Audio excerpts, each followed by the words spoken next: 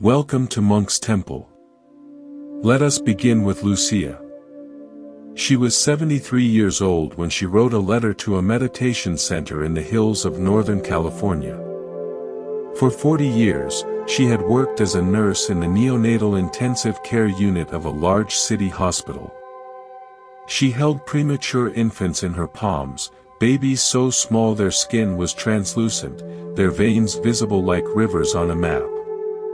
In her letter, Lucia wrote, "I spent 40 years trying to save babies I did not know, and failing to speak to my own daughter. I am 73 now, and my daughter is 49, and I have run out of time to pretend that my silence was not a choice." She came to the meditation center to understand how a person could be compassionate in one room and frozen in another. How her hands could be so skilled with strangers and her voice so silent with her own child. This is where we begin. Not with grand theories. Not with heavens and hells. But with Lucia. With the gap between what we intend and what we actually do. What made those hands so capable with the infants? She had trained them. 40 years. 40,000 repetitions. Her hands remembered what her mind had long forgotten. They were not thinking, they were responding. They were accumulated wisdom, sedimented practice, the body becoming what it repeatedly does. What made her voice so silent with her daughter? She had trained it, too. Not in speaking, but in withholding. Each swallowed word. Each postponed apology. She was rehearsing silence. And after 49 years, her silence was as skilled as her hands. This is the first teaching of the Buddha, not as philosophy but as plain mechanics. Every action you perform leaves a residue. Not in a cosmic ledger, but in the fibers of your body and mind. When you act with kindness, the pathways for kindness grow stronger. When you act with impatience, the pathways for impatience deepen. You become what you repeatedly do. The Buddha observed this 25 centuries ago, sitting under a tree in northeastern India. He saw that the mind is not a solid thing. It is a river. And like any river, it carves its own channel deeper with each passing moment of flow. This is what karma actually means. Not fate. Not punishment. Not reward. Just water, flowing. Just earth, eroding. Just the channel growing deeper with each repetition. Lucia did not wake up one morning and decide to become estranged from her daughter. She made that decision in installments. 1,000 small silences. Each one insignificant on its own. Each one leaving a residue that made the next silence slightly easier. By the time she was 73, the channel was so deep she could no longer see the banks. But here is the essential truth Lucia discovered. The same mechanism that carved the canyon can redirect the river. It takes time. It takes effort. It takes the willingness to do the small, insignificant action of reaching out, even when the current is strong. Lucia finally called her daughter on a Tuesday afternoon. No prepared speech. No perfect moment. She simply dialed the number she had known by heart for 5 decades. Her daughter answered. Lucia said, "I have been practicing silence for 49 years, and I am very good at it now. But I do not want to be good at it anymore." A long pause. Then her daughter said, "I have been practicing waiting for 49 years. I am very good at that, too." They did not resolve everything in that phone call. The canyon does not fill itself in one conversation. But the water moved. A new groove was scratched into the riverbed. That groove, if watered with continued intention, would deepen over time. This is karma. Not what happened to you. Not what you deserve. Just practice, becoming nature. If you feel the weight of your own practiced silences, please know that you are not alone. The river can learn a new course. This is why Monk's Temple exists, to walk with you as you practice the small, cumulative actions that reshape your life. If this teaching resonates, please consider subscribing. Together we carve a channel toward wisdom. Now let us move into intention. The Buddha said, "Intention is karma." This is the most radical statement he ever made. He was not talking about New Year's resolutions or conscious goals. He was talking about the quality of awareness in the moment of doing. Consider Lucia again. When she held the premature infants, what was the flavor of her mind? Presence. Care. Complete absorption. She was not thinking about herself. She was not calculating how this action would benefit her. She was simply there, with the warmth of the incubator and the soft weight of the tiny body in her hands. This is bright karma. Not because it earns cosmic points, but because it is, in itself, a state of freedom. In those moments, Lucia was not trapped in the story of her own inadequacy. She was simply acting, with full presence. Now consider Lucia with her daughter. What was the flavor of her mind in those decades of silence? Fear. Shame. The anticipation of conflict. She was not present with her daughter, she was present with her own self-doubt. Her inaction was saturated with that doubt. This is dark karma. Not because it is evil. Not because it deserves punishment.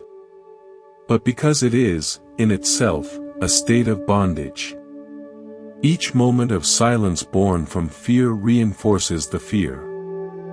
You do not have fear, you become fear. This is why the Buddha placed such emphasis on intention. He was not moralizing. He was observing that the quality of your action is determined by the quality of your mind in the moment of acting. If your mind is clouded by craving, your action carries that weight, regardless of the outcome. If your mind is clear and present, your action carries that light, even if the outcome is not what you hoped. A surgeon operates with complete skill and compassion. The patient dies. Is the surgeon's karma dark? No. The outcome was beyond her control. The intention was pure. The stone was thrown with a clear hand. A politician gives a speech promising aid to the poor. His words are perfect. But he speaks only to win votes. His intention is greed. His karma is dark, even though the outcome is beneficial. The stone is thrown with a grasping hand. This is the precision of the Buddha's teaching. It holds us accountable for the only thing we truly own, the quality of our awareness in the moment of choice. Let us sit with a question that troubles many sincere seekers. If karma is simply habit carving channels in the mind, if we become what we repeatedly do, then who is the one doing the becoming? Who is the river? Who is the bank? Who is the water and who is the witness? This is the question that followed the Buddha throughout his 45 years of teaching. Students asked it constantly. Monks debated it for centuries. And the Buddha refused to answer it directly. Not because he was evasive, but because he saw that the question itself was built on a misunderstanding. We assume there is a self who has karma. We assume there is a soul who accumulates deeds the way a wallet accumulates coins. We assume that beneath the flow of experience, there is a permanent owner, unchanging, solid, watching the parade from a secure balcony. The Buddha looked at this assumption and said, "Show me this self. Point to it. Is it your body? Your body is constantly changing, cells dying and regenerating, the child you were now entirely replaced. Is it your thoughts? Your thoughts arise and pass, each one born from conditions, none of them permanent. Is it your feelings? Your feelings shift with the weather, with a memory, with a kind word or a harsh one.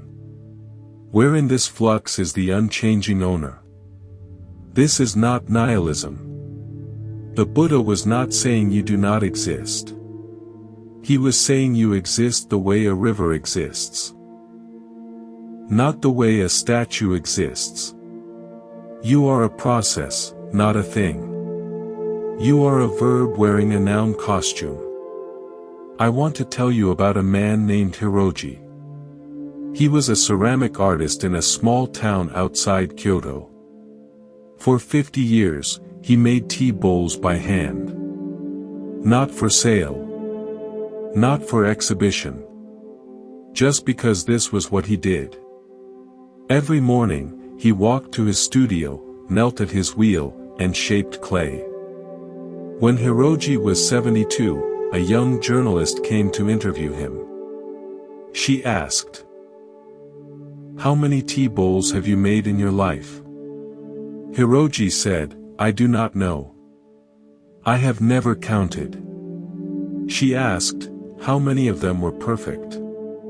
He laughed. "None of them. Every bowl has a flaw. Every bowl is slightly off-center. Every bowl carries the evidence of my hand." She asked, "Then why do you keep making them?" Hiroji picked up a finished bowl and turned it slowly in his weathered hands. He said, "When I was young, I tried to make perfect bowls. I failed every time. I thought the failure was in my technique, so I practiced harder. The bowls got better, but they were never perfect. Then one day, I realized that I was not trying to make perfect bowls. I was trying to make myself perfect. And the bowls were just the evidence of that effort." He set the bowl down. "Now I understand. The bowl is not separate from the making. The making is not separate from the maker. I am not a man who makes bowls. I am the bowls. I am the clay. I am the wheel. I am the 50 years of mornings. There is no Hiroji apart from all of this." This is what the Buddha meant by no self. Not that Hiroji does not exist. But that Hiroji cannot be located anywhere except in the totality of his actions, his history, his relationships, his clay-stained hands, his 50,000 imperfect bowls. You are the same. You are not a static soul floating inside a temporary body. You are the accumulation of every intention you have ever formed, every action you have ever taken, every word you have ever spoken, every thought you have ever entertained. You are not the owner of your karma. You are your karma, manifesting as a human life. This is why the Buddha could teach both no self and rebirth without contradiction. What continues is not a soul but a current. What is reborn is not a person but a pattern. Consider a flame. If you light one candle from another, what travels from the first candle to the second? Not the wax. Not the wick. Not the original fire itself. But the capacity to burn. The pattern of combustion. The continuity of flame. The second candle does not remember being the first candle. It does not carry memories or preferences or the identity of its predecessor. And yet, it burns. It gives light. It consumes fuel. It is, in every meaningful sense, the continuation of the first candle's fire. You are like that. Not the same. Not different. Just continuous. This teaching is not meant to confuse you. It is meant to liberate you from the exhausting project of defending a self that does not exist. Most of your suffering comes from protecting this imagined fortress, building walls of reputation, stocking stores of resentment, patrolling the borders of identity. The Buddha is not asking you to abandon the fortress. He is showing you that the fortress was never there. There is only the open field, the wind moving through grass, the sun and rain and soil. Hiroji understood this. When he stopped trying to make perfect bowls, he did not stop making bowls. He simply stopped fighting the clay. He stopped fighting his own hands. He stopped fighting the 50 years of accumulated habit that made every bowl slightly off-center. He accepted that the flaw was not a failure. It was his signature. What would it mean for you to accept your flaws as your signature? What would it mean to stop fighting the accumulated weight of your past intentions and instead recognize that weight as the very substance of your becoming? You are not a mistake that needs correction. You are a process that needs attention. The clay does not apologize for being clay. The wheel does not apologize for spinning. The hand does not apologize for its tremor. Let us now speak of death. Not as a distant event, but as something that happens in every moment. Each breath is a death of the previous breath. Each thought dies to give birth to the next. Each version of you that existed a moment ago has already passed away, and a new version has arisen in its place. We do not usually perceive it this way. We compress the film of our experience into the illusion of continuity. But the Buddha trained his mind to see the frames. He described consciousness as a series of discrete moments, each one arising, briefly existing, and ceasing. He called this moment-to-moment death and rebirth. This is not poetry. This is phenomenology. You can verify it yourself in meditation. When you sit quietly and observe the mind without interference, you begin to notice the gaps. The space between one thought and the next. The pause between the inhale and the exhale. The brief extinction of the last moment before the birth of this one. I want to tell you about a man named Daniel. He was a firefighter in a small town in the Pacific Northwest. For 23 years, he walked into burning buildings while everyone else walked out. He never thought of himself as brave. He said bravery was the luxury of people who had time to think. He simply moved toward the fire because that was his job. One summer, a wildfire swept through the canyon near his town. Daniel and his crew spent 3 days on the line. On the third night, exhausted and separated from his team, he lay down on the bare earth and fell asleep under a sky thick with smoke. He told me later, I woke up at 3 in the morning and looked up at the stars. The smoke had cleared. The sky was so full of light it looked like it was about to tear open. And I had this thought, not in words, more like a feeling, that I had died thousands of times already. Every fire I walked into, the man who walked in was not the same man who walked out. Every close call, every narrow escape, every friend I carried out in a bag. I had been dying my whole life. I just never noticed because I kept showing up to work the next morning. Daniel did not become a monk. He did not renounce his life or change his profession. But something shifted in him that night under the stars. He stopped believing he was a single, solid self moving through time. He saw himself as a sequence, a lineage, a chain of firefighters stretching back to his first day on the job and forward to whatever came next. This is the rebirth the Buddha spoke of. Not the transmigration of a soul across vast distances, but the transmission of influence across the gaps. The fire does not travel, it jumps. The flame in the second candle is new, but it burns because the first candle burned. Daniel understood this in his body before he understood it in his mind. He had been trained in the transmission of influence. Every rookie he mentored carried his techniques, his cautions, his way of reading smoke and flame. Daniel did not need to be present for his influence to act. He did not need to survive the fire for his teaching to survive him. This is what continues. Not you, as you imagine yourself to be, but the pattern of your intentions, propagating across the gaps. The Buddha described 31 chambers of existence. Not literal locations, but modes of being. The chamber of constant hunger. The chamber of animal fear. The chamber of human complexity. The chambers of godlike bliss.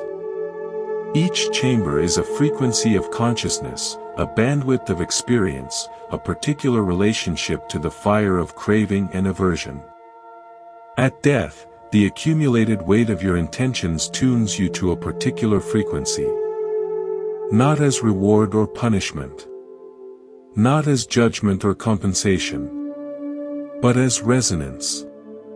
A heavy stone sinks. Oil floats. The hungry consciousness gravitates toward the chamber of hunger.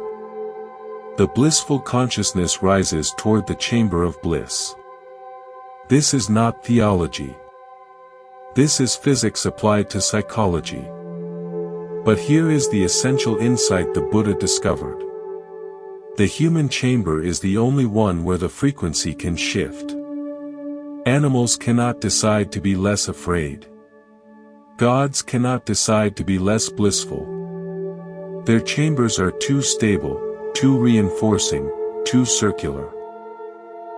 But humans exist in the threshold. We are hungry enough to seek, and sated enough to rest. We are afraid enough to be cautious, and safe enough to explore. We are confused enough to question, and intelligent enough to perceive the pattern. This is why the Buddha called human birth precious. Not because it is pleasant. Not because it is easy. But because it is the only chamber where the walls have doors. Daniel the firefighter did not need to believe in rebirth to experience it. He experienced it every time a rookie under his command made a correct split-second decision based on something Daniel had taught him years ago. He experienced it every time he walked into a fire and recognized the behavior of flame from a fire he had walked into 20 years before. He experienced it every time he survived a situation that should have killed him and carried that survival forward into the next situation that should have killed him. He was not the same man who joined the department at 22. That man was dead. But his influence continued, like fire jumping a gap, like candle lighting candle. This is what the Buddha invites you to see. You are dying in every moment. You are being reborn in every moment. And the quality of your rebirth depends entirely on the quality of your intention in the moment of death. Not the grand death at the end of your life, but the small deaths at the end of each breath, each thought, each day. What intention are you carrying across the gap? What flame are you passing to the next moment, the next version of yourself, the next consciousness that will arise from the conditions you are creating right now? Let us speak now about memory. Not the memory of facts and faces, but the deeper memory that the body carries without words. The way your hand remembers to hold a cup. The way your tongue remembers your native language. The way your heart remembers someone you loved 40 years ago, even when your mind has forgotten their voice. This is the memory that matters for karma. Not the stories you can recite, but the grooves you have carved. I want to tell you about a woman named Amara. She was born in Sri Lanka during the Civil War.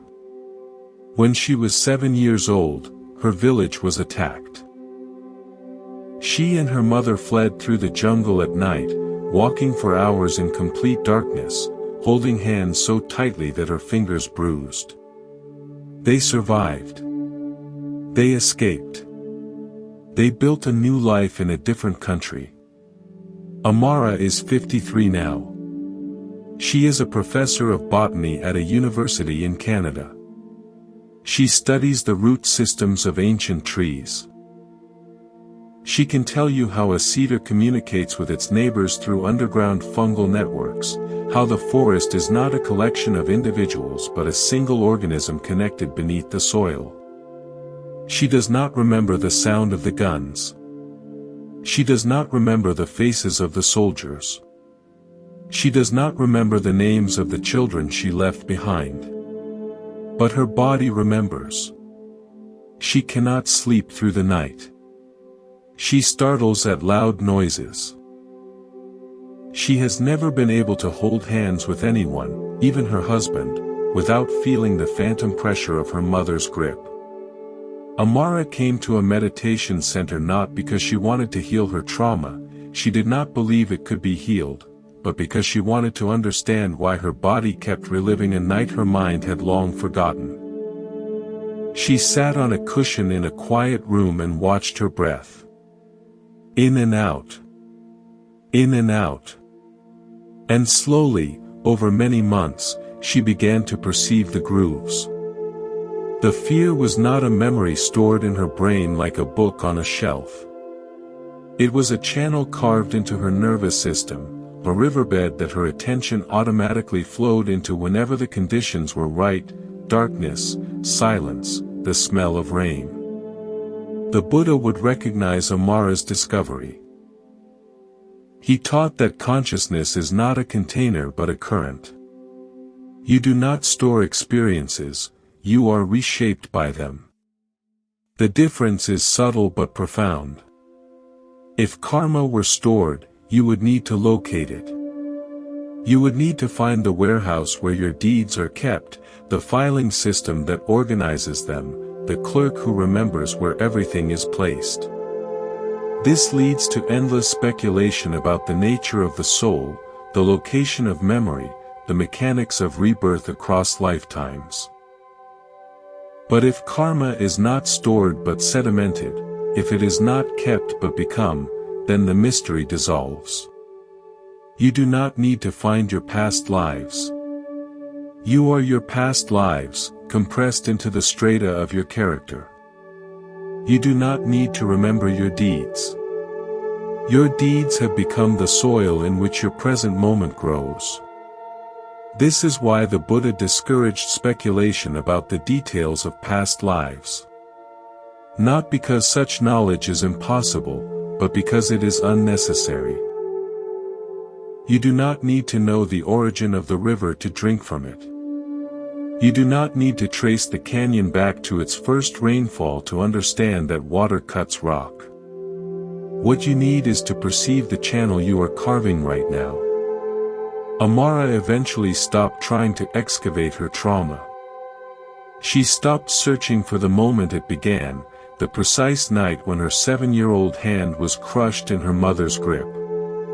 Instead, she began to observe how her fear moved in the present. She noticed the tightness in her chest when her husband reached for her hand. She noticed the flinch in her shoulders when a car backfired on the street. She noticed the way her breath shortened in darkness, even the harmless darkness of a meditation hall at dusk. And then she did something remarkable.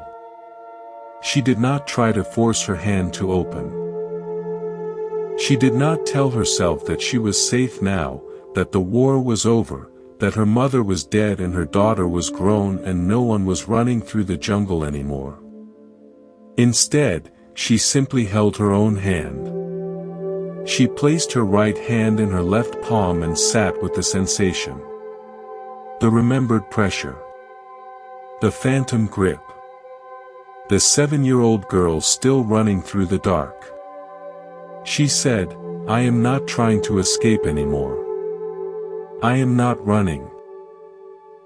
I am just here, holding my own hand, waiting to see what happens next." This is the transformation of karma. Not the erasure of the past. Not the healing of all wounds. Not the achievement of perfect peace. But the willingness to sit with the channel you have carved and observe its flow without adding more force to the current. The Buddha said, intention is karma. He did not say, outcome is karma. He did not say, memory is karma. He said the intention itself. The flicker of will that precedes action, is the seed. Amara's intention shifted. She stopped intending to escape her fear and started intending to meet it. She stopped intending to forget her trauma and started intending to understand its present moment manifestation.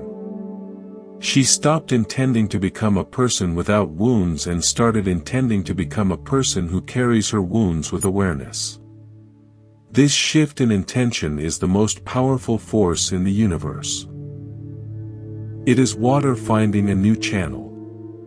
It is the forest communicating through roots. It is the hand, finally learning to hold itself. Let us speak now about the fire. Not the wildfire that Daniel walked into, not the physical flame that consumes wood and oxygen. The Buddha spoke of 3 fires that burn within every unawakened heart. He called them craving, aversion, and ignorance. These are not sins. They are not moral failings. They are simply the fuel that keeps the wheel turning. They are the engine of samsara, the wandering. And like any engine, they generate tremendous power. The question is not whether you have these fires. Everyone does. The question is whether you are being burned by them or cooking with them. I want to tell you about a man named Tomás. He was a pastry chef in Buenos Aires. His specialty was dulce de leche, the slow-cooked caramel that requires hours of patient stirring. Tomás was famous for his patience. He could stand at a copper pot for 6 hours, moving the wooden spoon in a slow, continuous figure 8, never speeding up, never slowing down, never walking away. But Tomás was not patient. He was the most impatient man I have ever met. He hated waiting in lines. He hated traffic. He hated slow internet, slow walkers, slow talkers, slow anything. His wife said he even hated slow-cooked caramel, but he made it anyway because it was the only thing that taught him how to wait. One evening, after a particularly difficult service, Tomás sat alone in his kitchen. The pots were clean. The counters were scrubbed. The dulce de leche for the next day was cooling in its copper pot, still warm, still moving slightly from the residual heat. Tomás sat on a stool and watched the caramel settle. He told me later, I realized I had spent 20 years standing over that pot, stirring, waiting, wanting it to be done. And it was never done. There was always another batch, another customer, another morning. The pot was bottomless. I was stirring my whole life away, waiting for a finish line that did not exist. This is craving. Not the desire for good food or good company or meaningful work. Those are not cravings, they are preferences, orientations, natural movements of a living organism. Craving is the belief that satisfaction lies somewhere else, sometime else, in some other pot. Craving is the hand that reaches for the future because it cannot bear to touch the present. The Buddha did not teach that all desire is suffering. He taught that craving, the desperate, clenched, never satisfied grasping, is suffering. The difference is subtle but absolute. Thomas did not need to stop making caramel. He needed to stop making caramel as a means to an end that never arrived. He needed to stop using the pot as a tool for achieving patience and start using it as a practice of patience itself. This is the transformation of the three fires. You do not extinguish craving by denying yourself what you want. You extinguish craving by wanting what is already present. You do not extinguish aversion by forcing yourself to like what you hate. You extinguish aversion by investigating what you push away. You do not extinguish ignorance by accumulating information. You extinguish ignorance by looking directly at your own mind. The Buddha called this the Noble Eightfold Path. Not a set of beliefs to adopt, but a set of practices to perform. Right view. Right intention. Right speech. Right action. Right livelihood. Right effort. Right mindfulness. Right concentration. Each factor is an antidote to one of the fires. Right view extinguishes ignorance by showing you the way things actually are. Right intention extinguishes craving and aversion by directing your will toward freedom rather than gratification. The remaining factors are the practical application of these insights in speech, action, work, effort, awareness, and stillness. Thomas did not become a monk. He did not renounce his kitchen or his copper pot or his 6-hour stirring shifts. But he changed the intention behind the stirring. He stopped making caramel to become patient and started making caramel as an expression of the patience he was already practicing. The difference was invisible to everyone who ate his desserts. But it was the difference between fire that burns and fire that warms. The Buddha said there is a third kind of karma. Not bright. Not dark. Not the accumulation of merit. Not the avoidance of demerit. But karma that leads to the end of karma. Action that unties the knots that action itself has tied.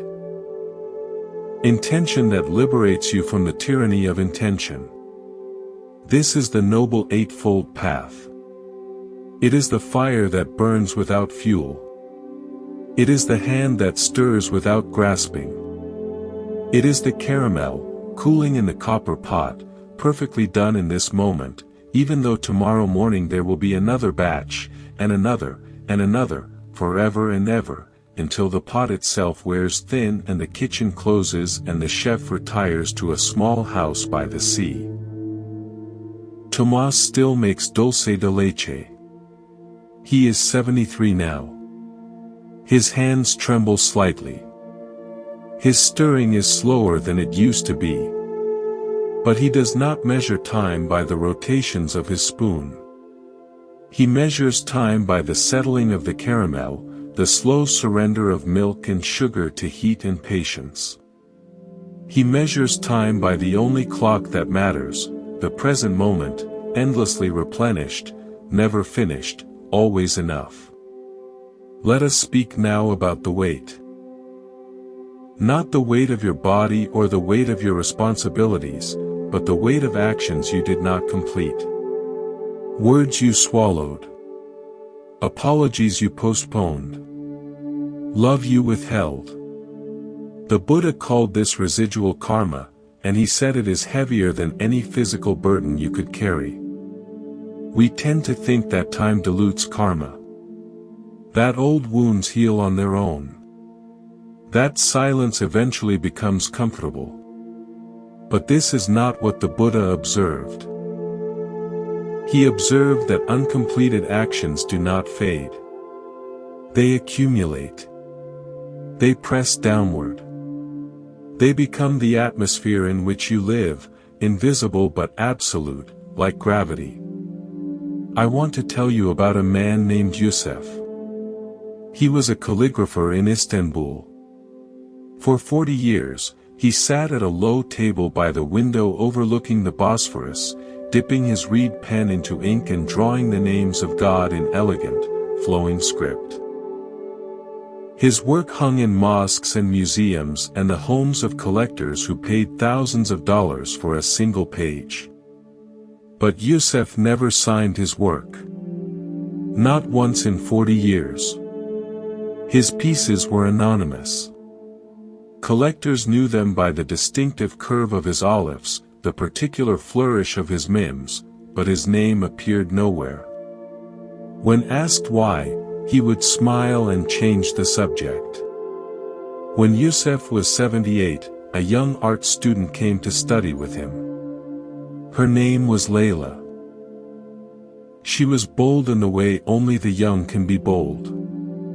After 3 months of apprenticeship, she asked him directly, "Why do you not sign your name? You are the greatest calligrapher of your generation. Your work will outlive you. Do you not want to be remembered?" Yusuf put down his pen. He looked at his hands, stained with ink that had not washed off in decades. Then he told her a story. When he was 23, he was engaged to a young woman named Aisha. He loved her deeply, but he was poor and proud. He wanted to give her something worthy of her before they married. He decided to create a calligraphic piece for her, the most beautiful he had ever made. He worked on it for months, refusing to show it to anyone until it was perfect. Aisha grew impatient. She asked him why he was so distant, why he spent all his time at his table instead of with her. He told her he was preparing a surprise. She asked to see it. He refused. She asked again. He refused again. 3 weeks before their wedding, Aisha's father came to Yusuf's door. He said the engagement was broken. Aisha had accepted another proposal. Yusuf did not ask why. He did not argue. He did not show her father the half-finished calligraphy still wet on the table. He simply bowed his head and said, "I understand."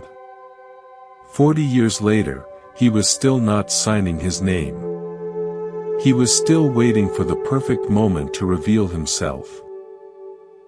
He was still holding the unsent letter, the unfinished declaration, the love he had intended to immortalize in ink. Layla listened to this story in silence. Then she said, "Master, the letter is finished. It was finished 40 years ago. You just never delivered it." Yusuf looked at his hands. At the ink that would not wash off. At the 40 years of anonymous masterpieces, each one a signature he refused to claim. This is the weight of residual karma. Not the weight of what you did, but the weight of what you intended to do and then abandoned. The Buddha taught that intention is karma. The intention to love, unexpressed, is still karma. The intention to apologize, unspoken, is still karma. The intention to reveal yourself, unfulfilled, is still karma. It does not vanish because you changed your mind. It accumulates in the spaces between your actions, pressing downward, shaping the channel through which your future intentions will flow. Yusuf did not need to find Aisha. She had died 10 years earlier. He did not need her forgiveness or her recognition. He needed to complete his own intention. He needed to deliver the letter, even if the recipient was no longer there to receive it. The next morning, Layla arrived at the studio to find Yusuf already working. He was not making a new piece. He was signing his old ones. One by one, he removed the anonymous works from their portfolios and added his name in the lower left corner, in tiny, precise script. His name. His claim. His declaration, 40 years late. He signed for 3 days. When he finished, he sat at his table and looked out at the Bosphorus. He said, "I thought my work was about making beautiful things. But it was never about the beauty. It was about the courage to say, I made this. This is the transformation of residual karma. Not the erasure of the past. Not the undoing of what was done or left undone. But the completion of the incomplete. The delivery of the undelivered. The signature on the anonymous masterpiece of your life." The Buddha said, "Your actions are your only true possessions." He did not say your completed actions or your successful actions or your publicly acknowledged actions. He said your actions. All of them. The ones you finished and the ones you abandoned. The ones you showed the world and the ones you hid in drawers. The ones you are proud of and the ones you hope no one ever discovers. They are all yours. They are all you. And they are all waiting, patiently, for you to claim them. Let us speak now about the witness. Not the witness in a courtroom, not the witness to an accident, but the silent observer that lives within you. The one who notices when you are angry. The one who observes when you are sad. The one who watches your thoughts arise and pass away like clouds moving across a vast sky. Who is this witness? Is it yourself? Is it something separate from your thoughts and feelings? Is it the soul the Buddha denied or the awareness he affirmed? I want to tell you about a man named Gabriel. He was a film editor in New York City. For 30 years, he sat in dark rooms, splicing together fragments of footage, constructing narratives from thousands of individual frames. His work won awards. Directors trusted him to find the story hidden in their raw material. He could watch the same scene 100 times and notice something new on the 100th viewing. When Gabriel retired, he expected to feel free. Instead, he felt unmoored. Without footage to edit, without narratives to construct, he did not know what to do with his attention. He tried meditation because his daughter recommended it. He sat on a cushion in his quiet apartment and watched his breath. And for the first time in his life, he watched himself the way he had always watched footage. He said, "I realized I had spent 30 years editing other people's stories because I was afraid to look at my own. Every film I cut was a distraction from the film of my own life. I could find the emotional arc in anyone else's footage, but I had no idea what my own arc was." Gabriel began to meditate every morning. He sat for an hour, watching his mind the way he had once watched a timeline in his editing software. He noticed how thoughts arose, how they triggered emotions, how emotions demanded expression in action. He noticed how he habitually cut certain memories, rearranged certain events, added music to painful scenes to make them more bearable. He was still an editor. He was just editing different footage. One morning, Gabriel had an insight that changed everything. He realized that the watcher and the footage were not separate. He was not a self sitting apart from his experience, analyzing it from a safe distance. He was the experience itself, manifesting as awareness. The editor was not in the editing suite, the editor was on the screen, in every frame, in every cut, in every moment of light passing through the projector. This is what the Buddha meant by no self. Not that Gabriel did not exist, but that Gabriel could not be located anywhere except in the totality of his experiencing. He was not the witness of his life, he was his life, witnessed. The Buddha distinguished between two levels of truth. He called them conventional truth and ultimate truth. These are not competing truths. They are complementary perspectives, like the wide shot and the close-up in one of Gabriel's films. Conventionally, you are a person. You have a name, a history, a body, a mind. You make choices. You bear responsibility for those choices. You experience the consequences of your actions. You can progress along a path toward freedom. This level of truth is not false. It is accurate enough for navigation, like a map that omits certain details to help you find your way. Ultimately, you are not a person. You are a process. There is no static self to be found, only the continuous arising and passing of phenomena. There is no chooser, only choices manifesting. There is no path, only walking. This level of truth is not a denial of the conventional level. It is a deeper investigation, like the satellite image that reveals the terrain the map only approximates. Gabriel understood this duality immediately.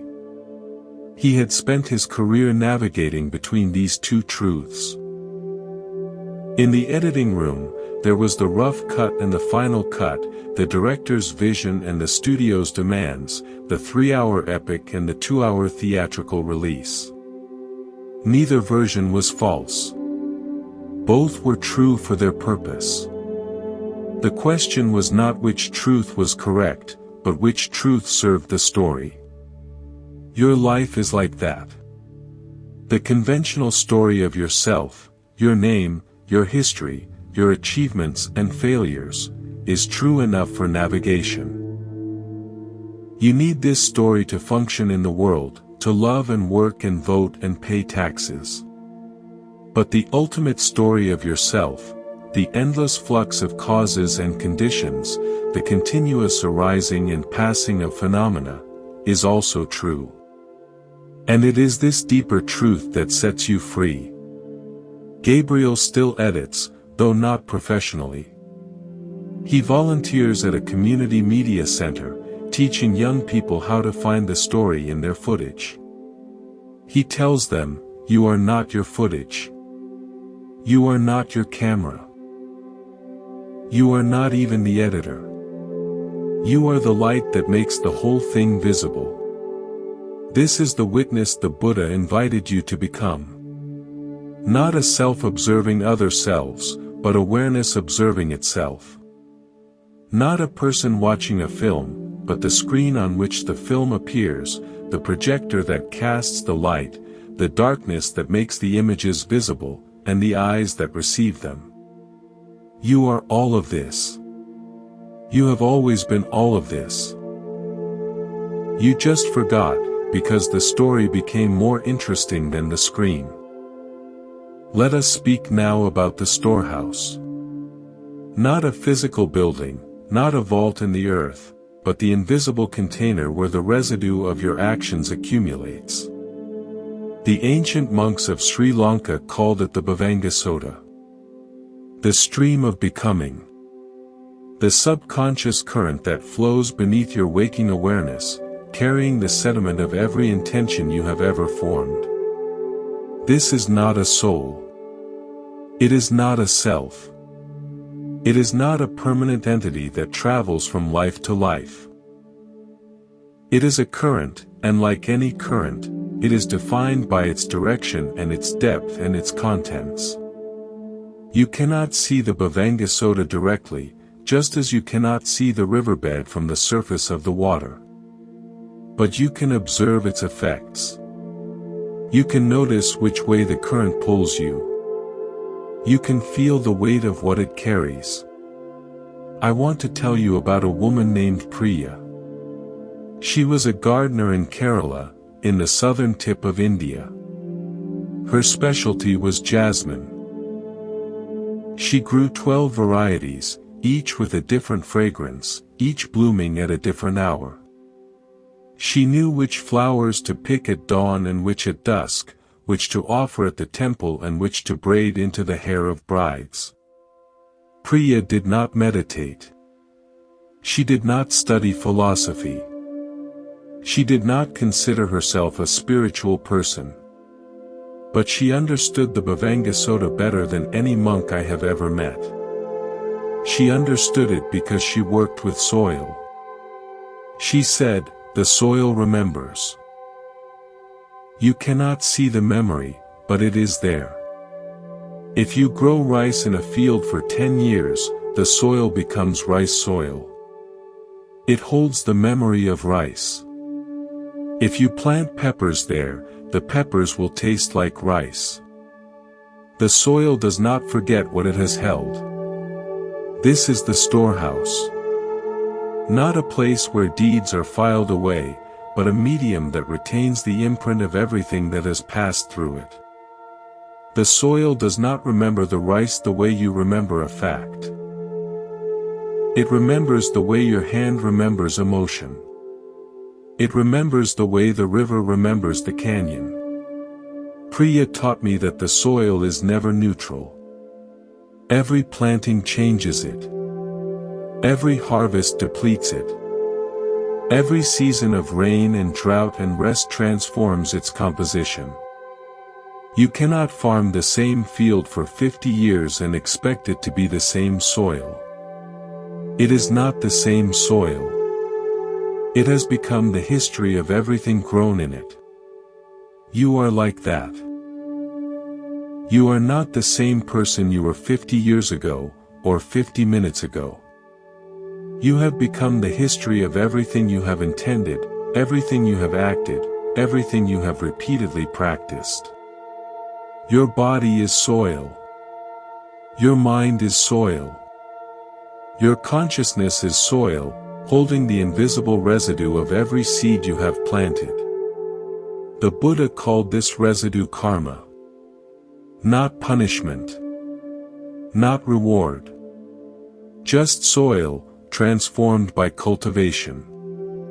Priya had a secret. She did not tell many people, but she told me one evening as we sat among her jasmine vines. She was 68 years old. She had been gardening for 53 years. And in all that time, she had never once planted jasmine for herself. Every flower she grew was for someone else. For the temple. For the brides. For the women who came to her gate with empty hands and hopeful eyes. I asked her why. She laughed. She said, "If I planted jasmine for myself, I would have to keep it. And if I kept it, I would watch it wilt. I cannot bear to watch jasmine wilt. So I give it away while it is still blooming. That way, I remember only the fragrance, never the decay. This is the storehouse, transformed. Not the accumulation of merit, but the release of attachment. Not the hoarding of good deeds, but the continuous offering of the present moment." Priya did not need to believe in rebirth. She experienced it every morning, walking through her garden, cutting the flowers that had bloomed in the night, placing them in the hands of strangers. Each giving was a death. Each new bloom was a birth. Each fragrance was the continuation of an intention that began 53 years ago and had never stopped flowing. The Bhavanga Sutta is like that. It is not a warehouse where your deeds gather dust. It is a garden, continuously planted, continuously harvested, continuously transformed by the quality of your attention. You do not need to remember what you planted last season. The soil remembers.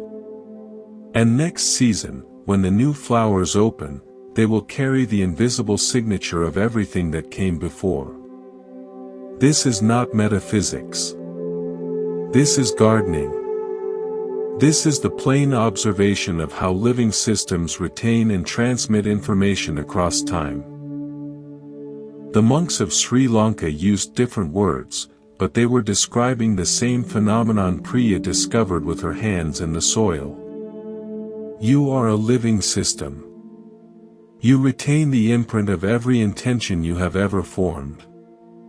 You transmit that imprint forward, into the next moment, the next relationship, the next season of planting. You do not need to locate your storehouse. You do not need to excavate your past lives. You need only to observe, in this present moment, what you are planting in the soil of your consciousness. Is it jasmine? Is it rice? Is it the seed of something you will be harvesting for years to come, long after your hands have forgotten how to plant? Priya is 83 now. Her hands are stiff.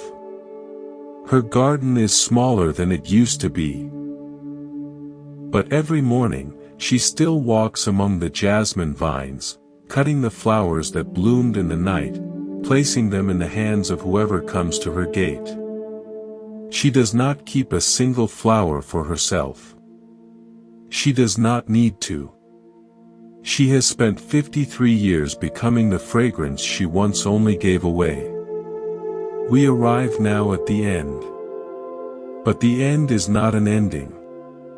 It is a return. A homecoming. The Buddha called it nirva. Not a place you go, but a fire that has consumed its last fuel. Not a self that dissolves, but a delusion that evaporates, revealing what was always present beneath the smoke. Nirva means blowing out. Not the blowing out of existence, but the blowing out of the three fires. Craving extinguishes when you stop reaching for a future that never arrives. Aversion extinguishes when you stop pushing away a past that has already gone. Ignorance extinguishes when you stop believing you are separate from the very ground beneath your feet. What remains when the fires are out? Not nothing. Everything. But everything seen clearly, without the distortion of wanting and fearing and defending. The world does not disappear when you stop grasping it. It appears, for the first time, as it actually is. I want to tell you about a man named Elijah. He was a librarian in a small town in Vermont. For 42 years, he worked in the same building, among the same stacks, alphabetizing the same authors, repairing the same worn bindings. His life was quiet. His routines were precise. His colleagues appreciated him but did not know him. He ate lunch alone at the same table in the staff room, reading the same genre of history books, returning to his desk at exactly 1:15 every afternoon. When Elijah retired, the library held a small party. People said kind things about his dedication, his reliability, his quiet competence.